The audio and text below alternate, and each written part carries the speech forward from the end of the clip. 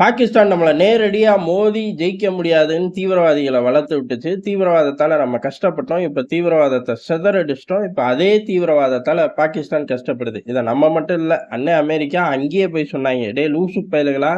உங்களையே திருப்பி மிதிச்சு புடுவாய்ங்கடா இவனுங்க. நம்பாதீங்கடா, வளர்க்காதீங்கடா" அப்டின்னாய்ங்க. அவனுங்க பேச்சே இவனுங்க கேட்கல. இப்ப அனுபவிக்கிறார்கள். ஆனா இது தீவிரவாதம் அப்டின்னு பார்க்க தேவையில்ல. காரணம் இஸ்லாமாபாத்ல பிரச்சனை இல்ல. பலூச்சிஸ்தான் பிரச்சனை. அங்க வேற விதமான கதை.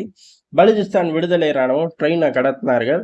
அத பத்தின கூடுதலான தகவல்கள் வெளியில ரிலீஸ் ஆகிக்கிட்டே இருக்கு. முதல்ல இவர்கள் பெஷாவர் நோக்கி போன ட்ரெயின ட்ராக்ல வெடிகுண்டு வச்சு ட்ரெயின நிறுத்துறார்கள். அங்கிருந்து பேசஞ்சர்கள கடத்துறார்கள். 400க்கும் மேற்பட்ட பேசஞ்சர்கள கடத்திட்டு போயிட்டார்கள். 100க்கும் மேற்பட்ட ராணுவ வீரர்கள் அடக்கம் அதுல உள்ள அப்படின்னு இருக்கார்கள். இது முதல் கட்ட செய்தி. இதுல எந்த கிளாரிட்டியும் இப்ப வரை வரல. அதே சமயம் கடத்திட்டு போய் 48 மணி நேரத்துக்குள்ள எங்களோட டீலுக்கு நீங்க ஒத்து வரணும் அப்படின்னு சொல்லி அறிவிச்சார்கள். டீல் ரொம்ப சிம்பிள் தான். இவங்களோட சில ஆட்கள் பாகிஸ்தான் சிறையில இருக்கார்கள்.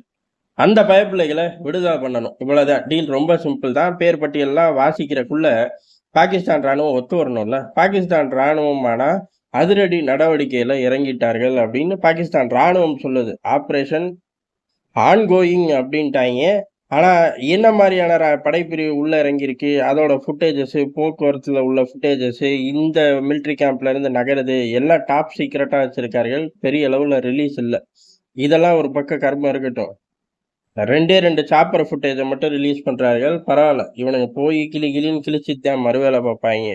இப்போதைக்கு என்ன தகவல் வருது அப்டின்னா, ஏறக்குறைய 36 ராணுவ வீரர்கள் மரணம் அப்படிங்கிறதான். எது இந்த மோதல்ல மரணம் அப்படின்னு. அப்ப ஆப்பரேஷன ஸ்டார்ட் பண்ணிட்டார்கள் அப்படின்னு எடுத்துக்கலாம். சுமார் 104 பயணிகள மீட்டிருக்கோம் அப்படின்னு சொல்லியிருக்கார்கள். அதே மாரி இந்த பக்கம் பலுசிஸ்தான் விடுதலை ராணுவத்திலிருந்து இன்னமும் நாங்க பயணிகள கொன்னு போட்டுருவோம் பாத்துக்க அப்படின்ருக்கார்கள். அப்ப எவ்வளவு பேர கொன்னார்கள் அப்படின்னு டீட்டெயில் ரிலீஸ் பண்ணல. இன்னமும் கொன்னு போட்டுருவோம், ரிஸ்க் எடுக்காத அப்படின்னு 2வது வார்னிங்க குடுத்திருக்கார்கள். கடத்தினப்போ வார்னிங். எதுவும் ராணுவ ரீதியான ஆப்பரேஷன்கள கண்டக்ட் பண்ணாத எல்லாரையும் கொன்றுவோம் அப்படின்னு சொன்னார்கள். பெரிய அளவுல இது உங்களுக்கு பின்னடைவை ஏற்படுத்தும் அப்படின்னார்கள். இவர்கள் ஆப்பரேஷனை ஸ்டார்ட் பண்ணிட்டார்களாட்டுக்கு. இப்ப அடுத்த கட்டமா 36 வீரர்கள் இறந்திருக்கார்கள். இந்த சைடு எவ்வளவு பேர் மரணம் இவர்கள் இன்னும் அறிவிப்பு கொடுக்கல. அதே சமயம் பலுச்சிஸ்தான் ராணுவத்துல எவ்வளவு பேர் மரணம் அதுவும் இன்னும் வெளில வரல. பேசஞ்சர் மட்டும் ஒரு 104 பேரை மீட்டுட்டோம் அப்படின்னு இருக்கார்கள். எங்க இருந்து எப்படி அந்த டீட்டெயில் இன்னும் பெருசா வரல. ஆனா இது ஓயாது அப்படிங்கிறதான். ஏன்னா 2வது வார்னிங் அவர்கள் ரொம்ப தெளிவா கொடுத்துட்டார்கள். எல்லாரையும் கொண்டு போட்டு கிளம்பி போய்கிட்டே இருப்போம் பாத்துக்க அப்படின்னு. ஆனா நீங்க பேச்சுவார்த்தைக்கு வரல, ஆட்களை விடல அப்படின்னா அதான் முடிவு. அதை தாண்டி இப்ப தாக்குதல் ஆரம்பிக்கிறீங்க அப்படின்னாலும் அதுதான் முடிவு அப்படின்னு ரொம்ப கிளியரா சொல்லியிருக்கார்கள்.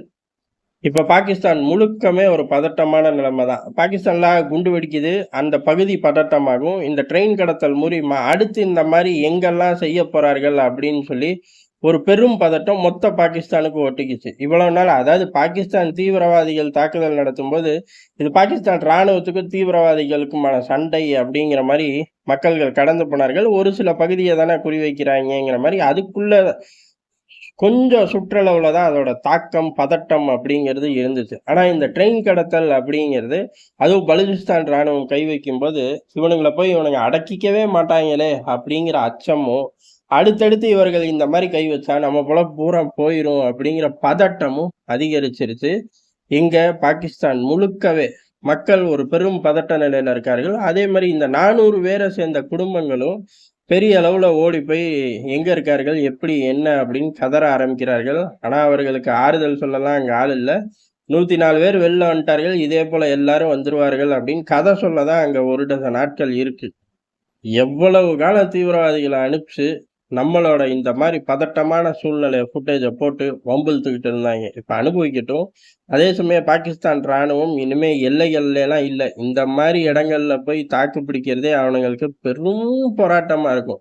ஏன்னா யுத்த காலங்களை தாண்டி தீவிரவாதிகளால கொல்லப்பட்ட ராணுவ வீரர்கள் ஜாஸ்தி. எங்க உள்ளூர்லயே பலுச்சிஸ்தான் மட்டும் கிடையாது, பல பிரிவு தீவிரவாதிகள் இருக்கார்கள். அது பூரா கணக்கெடுத்தோம் அப்படின்னா பாகிஸ்தான் ராணுவம் கொள்ளையா சாகுறாங்க அப்படிங்கிறதுதான்.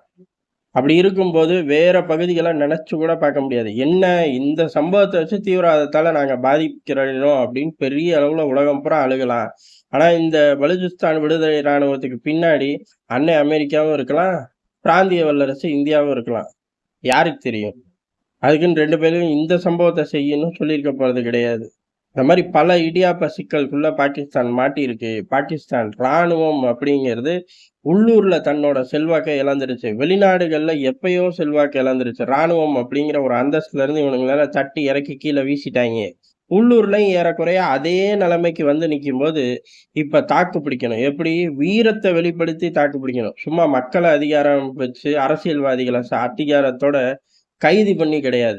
அந்த வீரத்த வெளிப்படுத்தி பாகிஸ்தான் ராணுவம் தன்ன நிலைநிறுத்துமா அப்படின்னு கேட்டா, வாய்ப்பு இருந்தா தான் இவ்வளவு நாள் கிழிச்சிருப்பாங்களே. நன்றி, வணக்கம்.